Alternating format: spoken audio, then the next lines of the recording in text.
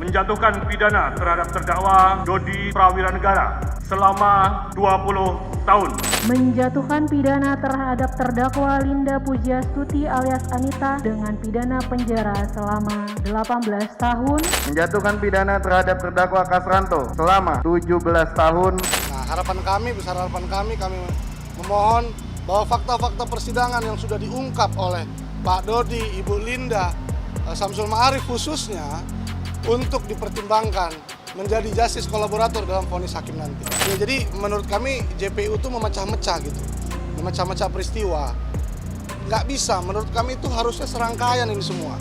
Serangkaian bersumber pada perintah Teddy Minahasa. Karena muaranya semua ini ada pada perintah Pak Teddy Minahasa. Mens rea Ibu Linda itu timbul karena provokasi daripada Pak TM. Dia kan niatnya ingin meminjam uang untuk ke Brunei, tapi malah diprovokasi untuk menjual sabu. Ya kan itu kan kelihatan semua alurnya. Bahwa semua ini yang mengendalikan siapa? Yang mengendalikan adalah Pak Teddy Minahasa. Jadi menurut kami tidak ada keadilan di dalam tuntutan jaksa penuntut umum. Kami sangat kecewa.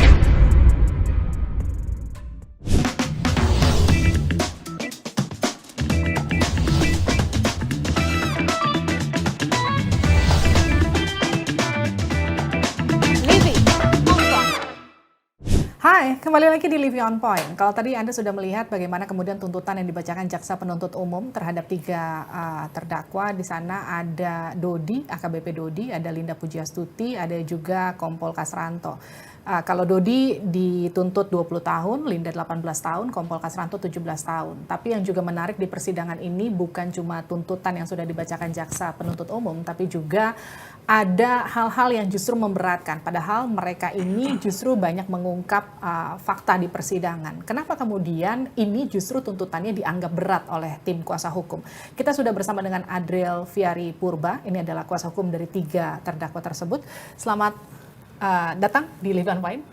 Terima kasih sudah diundang, Mbak Livi. Apa kabar?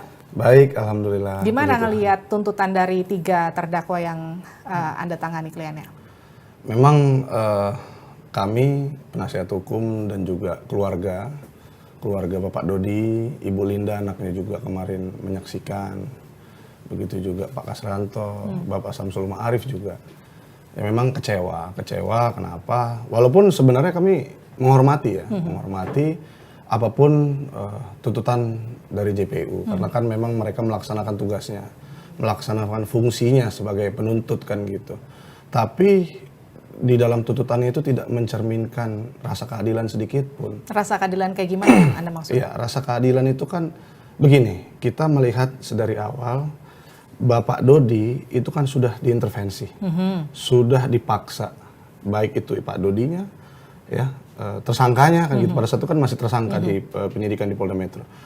Keluarganya juga, ya kan, ayahnya Pak Dodi, begitu juga istrinya Pak Dodi, diintervensi, dibujuk, dirayu, dipanas-panasin, ya kan, dia bilang mau buang badan ke Arif lah, sepertinya mengarahkan ke Arif yang salah lah, itu Arif, Pak Maman dan segala macam kan gitu. Nah, tapi tetap Pak Dodi berjiwa kesatria, mengakui kesalahannya, dan pada akhirnya juga kemarin di pemeriksaan terdakwa mengakui kesalahan, saya mengakui kesalahan. Okay. Bukan kontradiktif dengan Pak Teddy Minahasa, yang di pemeriksaan terdakwa juga dia tidak mengakui.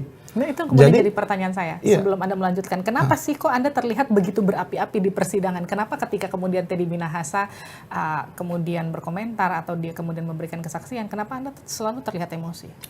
Saya tidak terlihat emosi ya, tapi mungkin lebih kepada saya mau adanya keadilan dalam tuntutan jaksa ya tadinya, tapi ketika dibacakan ya memang tidak ada, ya tidak, sebenarnya nggak masalah, tapi saya mau memberitahu kepada masyarakat bahwa keadilan di dalam tuntutan jaksa itu tidak ada. Okay. Karena terlihat di fakta-fakta persidangan bagaimana konsistennya Pak Dodi, bagaimana komitmennya Pak Dodi, baik begitu juga Bu Linda, begitu juga Samsul Ma'arif, tapi masih dituntut tinggi. Nah, itu yang menurut saya, ya walaupun sebenarnya istrinya Pak Dodi juga menyampaikan kami tidak meminta bebas. Okay. Kan begitu. Di beberapa media kan sudah disampaikan kami tidak meminta bebas, tapi kami hanya minta yang seringan-ringannya. Jadi apresiasi kepada orang yang jujur itu tidak ada dalam tuntutan jaksa. Okay, bahkan yang meringankan, yang meringankan hanya apa? Mengakui kesalahan. Jujur mana? Kooperatif mana? Konsisten dari awal mana? Itu kan semua hal yang meringankan sebenarnya. Oke, memang prediksi dari awal keluarga dan tim kuasa hukum itu menanti tuntutan jaksa itu prediksinya berapa? Ya kalau kami memprediksi, ya awal kan kami kan nggak mau mendahului kan, tapi ketika ngobrol-ngobrol dan segala macam, kita juga lihat Presiden Eliezer yang sudah LPSK bantu justice kolaboratornya sudah ditetapkan dari awal, tapi di dalam tuntutannya pun tidak ada ditetapkan sebagai justice kolaborator. Jadi kami sebenarnya juga tidak terlalu pede, tapi kami yakin akan jauh lebih rendah, minimal sama dengan Eliezer gitu loh. Tapi ketika ini 20 tahun dan itu menurut kami sangat tinggi, yang dimana kalau tidak dengan kejujuran Pak Dodi, Ibu Linda, Samsul Ma'arif, peristiwa ini tidak akan terungkap. Menurut kami sangat sangat miris lah. Gimana ceritanya orang udah jujur, orang udah membantu peristiwa ini sampai dengan, lo bayangkan kalau Pak Dodi tidak jujur, emang ada kemungkinan, bukannya ada kemungkinan Pak Teddy Minahasa lepas dari jerat pidana ini. Tapi kan memang kemudian ada beberapa asumsi yang menyatakan ini kan Dodi itu nggak jujur dari awal, beda sama Eliezer yang kemudian dia dianggap jujur dari awal, sehingga kemudian tuntutannya juga akan jadi berbeda gitu. Apa respon Anda? Jadi begini, kalau Eliezer itu kan skenarionya udah ada dulu, yes, ya kan? Baru dia jujur. Ya kan berarti mereka sudah ditangkap dulu kan, sama sebenarnya udah ditangkap dulu semua, ya kan. Terus Pak Dodi sudah jujur malah dari awal. Ketika ditangkap kan saksi penangkap langsung bilang bahwa dia langsung ngasih handphone. Ini loh saya dan diungkap juga di persidangan oleh Pak Dodi. Dia bilang ini Pak Teddy yang memerintah saya dan segala macam, langsung. Jadi bukan ada akal-akalan, contohnya dihapus dulu chatnya, nggak dikasih dulu kan ada password mungkin, itu langsung dibukain sama dia. Begitu juga langsung Arif juga menyampaikan, oh ada barang bukti di atas. Linda juga pada saat ditangkap tidak melalui mekanisme penggeledahan, langsung dikasih barang buktinya di situ, ada sabu di situ. Pak Kasranto juga.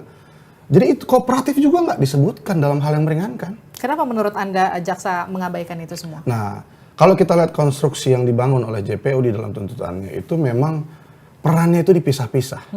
Peristiwanya dipisah-pisah. Bagaimana Pak Dodi itu dipisah dengan Arif, ya Pak TM itu dipisah juga. Ya. Nah itu menurut kami tidak tepat, keliru. Kenapa begitu? Karena harusnya rangkaian peristiwa ini semua kita lihat alurnya harus menjadi satu, jadi satu kesatuan.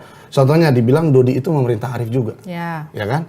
Padahal kalau kita lihat Dodi tidak akan minta tolong kepada Arif kalau tidak diperintah Teddy Minahasa.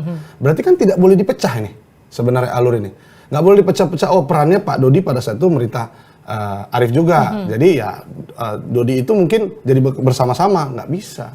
Menurut kami Dodi itu harus disamakan sama Arif, karena kalau kita lihat peristiwanya, Arif itu kan pada saat itu diyakinkan oleh Dodi.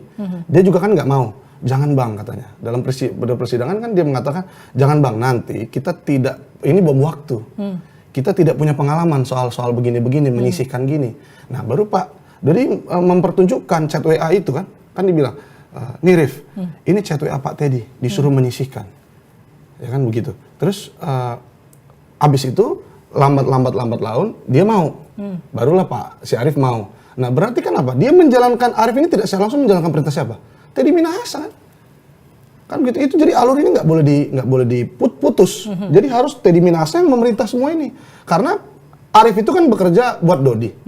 Kalau andaikan Dodi tidak diperintah, mungkin nggak Dodi minta tolong kepada Arif? Kan enggak. Jadi menurut Anda ini harusnya semuanya yang bertanggung jawab penuh itu adalah Teddy Minahasa? Dia yang mengendalikan, Mbak Livi. Tapi kalau poin-poin yang memberatkan gini, Dodi itu kan levelnya udah AKBP, udah bukan istilahnya udah bukan perwira-perwira muda lagi, maksudnya yang awal-awal begitu, bahkan bukan di Kasranto yang levelnya masih kompol gitu, sehingga kemudian harusnya tanggung jawabnya jauh lebih besar. Itu gimana pendapat Anda?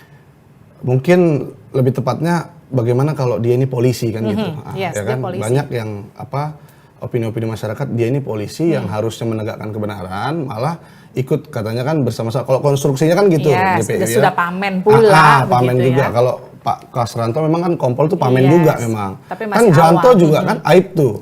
Dia polisi juga kan gitu. Tapi kenapa tuntutannya lebih rendah 15 tahun? Ya kan Muhammad Nasir. Kalau kita gali lagi dia residivis sudah 2 kali. Tapi kenapa dia bisa 11 tahun? Nah makanya ini tanda tanya besar saya. Ya, dan itu juga kemudian pertimbangan yang ini baru kasus pertama yang menjerat Dodi itu tidak dijadikan pertimbangan. Tidak dijadikan pertimbangan untuk hal-hal yang meringankan. Yang meringankan cuma dia mengakui. Ya makanya menurut saya di mana rasa keadilan ini? Nggak ada.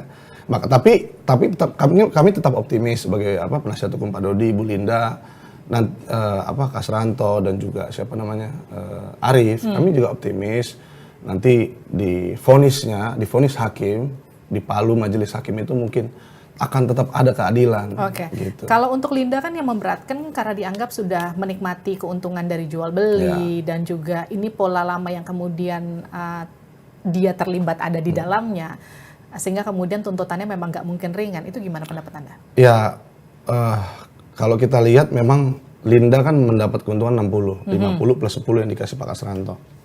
Pak Kasranto juga mendapatkan keuntungan 70 juta. Arif juga mendapatkan keuntungan 50 juta. Yang itu diketahui setelah ditangkap. Pak Dodi pun nggak tahu kalau memang Arif ternyata dapat duit 50 juta. Sementara Dodi dapat apa? Nggak dapat apa-apa. Punya kehendak ataupun keinginan dari awal nggak punya. Kepentingan ataupun keuntungan juga nggak ada. Tapi dituntut paling tinggi daripada semua. Menurut masyarakat bagaimana? Itu nggak adil. Kenapa itu berperan paling pasif. Oke. Dia hanya menjalankan. Dia itu kan hanya mengantarkan barang yang disuruh Pak Teddy kepada Linda di Jakarta. Yeah. Itu kan dia kan dan Arif hanya mengantar. Setelah dia antar ternyata Arif mendapatkan 50 juta, tapi kan itu juga Dodi nggak tahu. Nah, abis itu sesudah diantar, ya Pak Teddy dan Ibu Linda ada deal-dealan mengenai barang 400 juta. Itu Pak Dodi juga nggak mau tahu tentang itu. Makanya dia setelah ada penjualannya dapat, dia langsung kasih ke Pak TM di rumahnya di Jakarta. Ini pertama kali buat Dodi bantuin Teddy Minahasa? Baru pertama kali. Pertama kali? Jadi begini, pertama kali itu memang mungkin karena baru pertama kali ini juga kerja dengan Pak Teddy. Kalau dari dulu mungkin kita duga bisa jadi ada hal-hal seperti ini lainnya. Karena kalau kita lihat cerita-cerita Bu Linda, di Laut Cina Selatan dia mau menyisihkan 100 kilo. Di Taiwan yang katanya dia mau mengungkap lagi karena Laut Cina Selatan gagal, dia suruh Bu Linda cari lagi ke Taiwan, ya kan? Dan itu udah diungkap Bu Linda di persidangan. Dia mau nyisihin juga, ya kan? Nah, di sini juga kita lihat momentum Pak Dodi mengungkap 41,4 kilo dijadikan bahan untuk dia menyisihkan juga. Okay. Berarti memang kalau kita lihat dari rentetan peristiwa ini, memang dia hobi kali ya menurut saya. Teddy Minahasa ini memang gini. polanya begitu ya? Iya, ya kalau kita kan bukan sifatnya asumsi. Ini kan semua sudah diungkap Bu Linda, sudah diungkap Dodi, kan gitu. Dan sudah jadi peristiwa perkara pidana ini sekarang kan, menyisihkan. Ya kalau kita lihat memang dari rentetan semua yang diucapkan Bu Linda, ya menurut saya persesuaian transaksi saksi. Oke, seperti yang tadi Anda katakan kan ini Dodi bekerja berdasarkan tekanan dari Teddy Minahasa. Kemudian sempat ada intervensi bagi keluarga, istrinya, kemudian sampai ayah Dodi juga kemudian diintervensi oleh Teddy Minahasa. Setelah kemudian tuntutannya dibacakan 20 tahun, apa respon dari ayahnya Pak Dodi dan juga istrinya? Memang istrinya setelah, saya kan bersidang ya pada saat itu. Saya bersidang, istrinya memang di situ duduk. Setelah dibacakan tuntutan itu, istrinya langsung, nggak sampai dengan selesai, dengar 20 tahun, istrinya langsung ke arah mobil, itu diikuti sama karyawan kantor saya, diikutin sampai dengan mobil dan langsung pecah nangis di mobil. Nah, dia menyampaikan kepada karyawan saya langsung bilang, salam dengan Pak Adriel, kami balik katanya.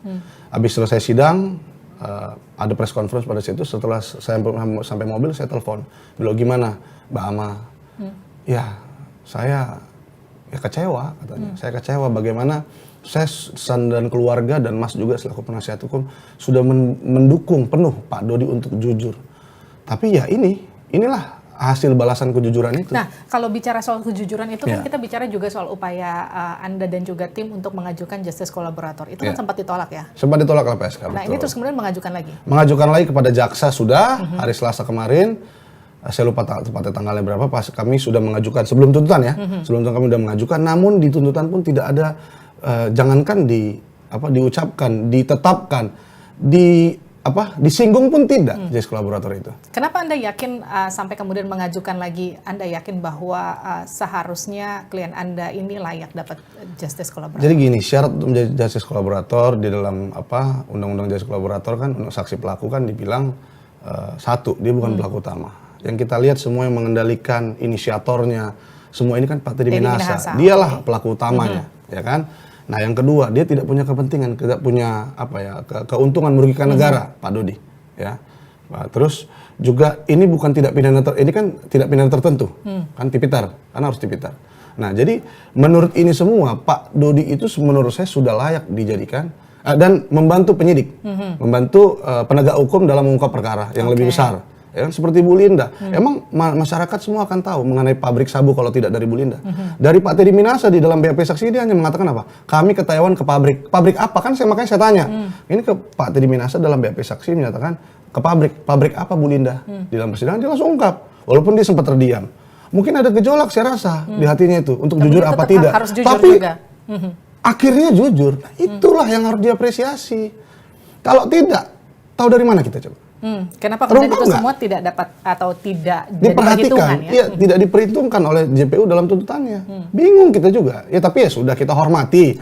Yang jelas kita sudah siap untuk mengajukan pledoi nota pembelaan kita kepada majelis nanti hari Rabu depan.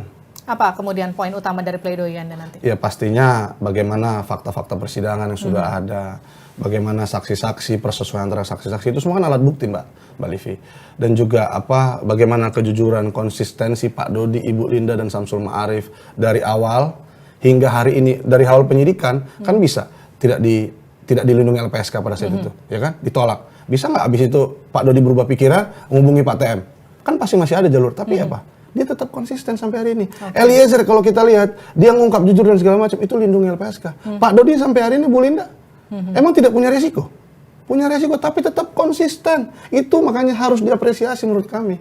Jadi dalam pembelaan nanti kami akan ajukan justice collaborator lagi. Ya kan, itu yang pertama. Yang kedua nanti penerapan pasal 48, penerapan pasal 51 yang ada dalam bab penghapusan pidana. Bagaimana ini semua ada daya paksa relatif, vis compulsiva seperti yang dikatakan oleh ahli pidana Dr. Dian Adriawan Tawang, ya kan? Bagaimana juga yang melakukan observasi dan asesmen Pak Dodi, si ahli psikologi klinis, Ibu Lisa Marile Japri yang juga sebagai ahli psikologi klinisnya Eliezer, itu juga kan mengatakan kondisinya pada saat itu tertekan luar biasa, dia stres, makanya tidak bisa mengambil keputusan secara baik dan benar. Ya kan, bagaimana relasi kuasa yang sangat tidak sehat ini menjadikan Pak Dodi itu tertekan dan mau tidak mau, suka tidak suka dia mengambil keputusan yang tidak benar. Gitu lah. Ya itu pada akhirnya dia walaupun udah menolak 2 kali ya gitu, itu kita nggak boleh lupa. Tapi akhirnya dia menjalankan perintah Pak Teddy Minasa karena terus didesak, dipindahkan dari Kapolres, sudah diungkap 41,4 ya kan, dengan yang kita tahu katanya Wakapolres Kompol Syukur pada saat itu. Saksi umum yang dihadirkan JPU, belum ada pengungkapan yang lebih besar daripada ini sebelumnya. Ini adalah terbesar. Berarti itu kan harusnya prestasi, apresiasi kepada Pak Dodi, bukan malah dipindah jadi staf. Oke. Nah sekarang gini, tuntutannya sudah dibacakan jaksa penuntut umum. Sekarang kan harapannya tinggal bagaimana justice collaborator ini diharapkan ketika misalnya memang di-approve, ini bisa meringankan para terdakwa, klien Anda. Kalau ditolak gimana? Ya kita kan penasihat hukum melihat semua fakta persidangan. Langkah apa lagi yang bisa diambil? Ya kan semua fakta persidangan ini ya pastinya kita tetap optimis, ya tetap optimis. Bagaimana semua sudah kita sajikan dengan terbaik di dalam persidangan dan pastinya kita juga melihat presiden Eliezer, di mana tuntutan jaksa tinggi, namun putusan majelis hakim mencerminkan rasa keadilan yang luar biasa. Artinya kan pledoi Anda juga nanti akan sangat menentukan bagaimana vonis hakim. Betul ya. Tapi kalaupun nanti tetap tinggi dan segala macam ya mungkin kita akan ada upaya hukum lanjutan. Ya kan seperti banding dan segala macam kan. Tapi kita nggak usah mendahului hakim dalam memvonis, tapi kita tetap juga optimis dan keluarga juga menyampaikan kemarin setelah kami teleponan malam itu. Mereka bilang kita tetap optimis, harus optimis karena sudah ada presiden, sudah ada yang sudah pernah kan gitu, sudah kejadian peristiwa Eliezer. Kita yakin bahwa hakim dalam vonisnya pasti menetapkan Pak Dodi yang sudah jujur menjadi justice collaborator, terutama Pak Dodi, Bu Linda dan Pak Samsul Ma'arif. Oke, itu kemudian harapannya bisa jadi pertimbangan dan juga bisa disorot hakim nanti untuk menjadi pertimbangan ketika menjatuhkan vonis ya. Terima kasih Adriel Ferry Purba, kuasa hukum dari Dodi Prawinegara, juga Linda Pujiastuti dan juga Kompol Kasranto ya. Terima kasih Mbak Livi, terima kasih sudah diundang. Sudah hadir di Livi on Point. Itu dia tadi perbincangan saya dengan kuasa hukum dari 3 terdakwa di kasusnya Teddy Minahasa. Kita ketemu lagi di episode selanjutnya. Sampai jumpa.